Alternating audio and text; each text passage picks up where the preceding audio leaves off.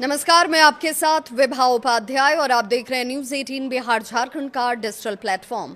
पश्चिम बंगाल की राजनीति इन दिनों जिस मोड़ पर खड़ी नजर आती है, वहां हर दिन कोई ना कोई नया घटनाक्रम जरूर सामने आ जाता है। तृणमूल कांग्रेस यानी टीएमसी के अंदर चल रही कथित बगावत और सांसदों की नाराजगी के बीच रविवार को दिल्ली एयरपोर्ट पर एक ऐसा दृश्य देखने को मिला जिसने राजनीतिक बहस को और ज्यादा तेज कर दिया। टीएमसी की चर्चित सांसद और पार्टी की पूर्व युवा इकाई अध्यक्ष सायुनी घोष जब दिल्ली एयरपोर्ट से बाहर निकल रही थी, तभी वहां मौजूद पत्रकारों से जब बातचीत और सवाल जवाब का दौर शुरू हुआ, सवाल पूछे गए। सवाल साधारण नहीं था, बल्कि सीधे उनकी राजनीतिक विश्वसनीयता और पुराने बयानों से जुड़े हुए थे। पत्रकारों ने सायुनी घोष से पूछा कि कुछ समय पहले उन्होंने सार्वजनिक तौर पर यह कहा था कि वो राघव चड्ढा की तरह दल बदलू नहीं है, लेकिन अब खबरें हैं कि उन्होंने खुद टीएमसी का साथ छोड़ दिया है। ऐसे में उनके पुराने बयान और मौजूदा राजनीतिक कदम के बीच विरोधाभास को कैसे देखा जाए।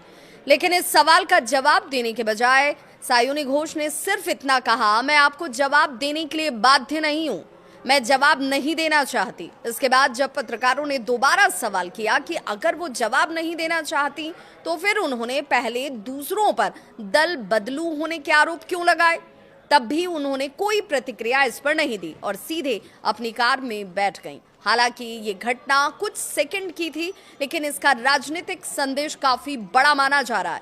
आखिर सायुनी घोष चर्चा में क्यों है?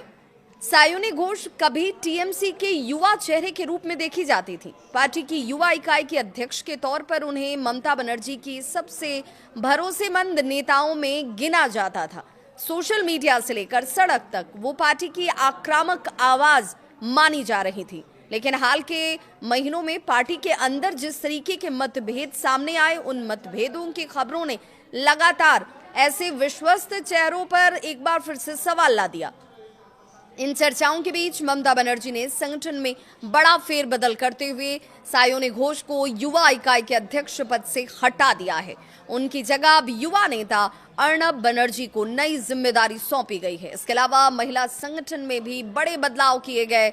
इन फैसलों को कई राजनीतिक जानकार पार्टी के अंदर बढ़ती असहमति और शक्ति के संतुलन की कोशिश के तौर पर देख रहे हैं।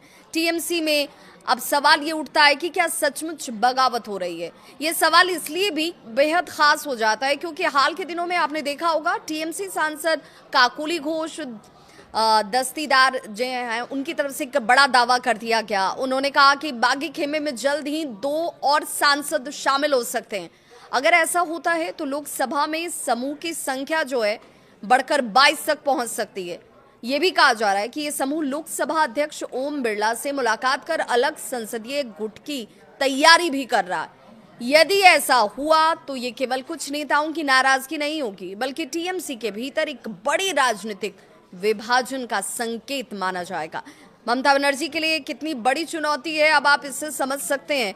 पिछले 1 दशक से पश्चिम बंगाल की राजनीति में ममता बनर्जी और टीएमसी का दबदबा रहा, लेकिन चुनावी चुनौतियों, संगठनात्मक बदलावों और लगातार बढ़ती आंतरिक असहमति ने पार्टी नेतृत्व के सामने नए सवाल जरूर खड़े कर दिए।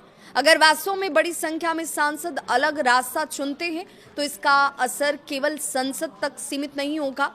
इसका प्रभाव बंगाल की राजनीति, संगठनात्मक ताकत और 2029 के चुनावी समीकरणों तक दिखाई दे सकता है।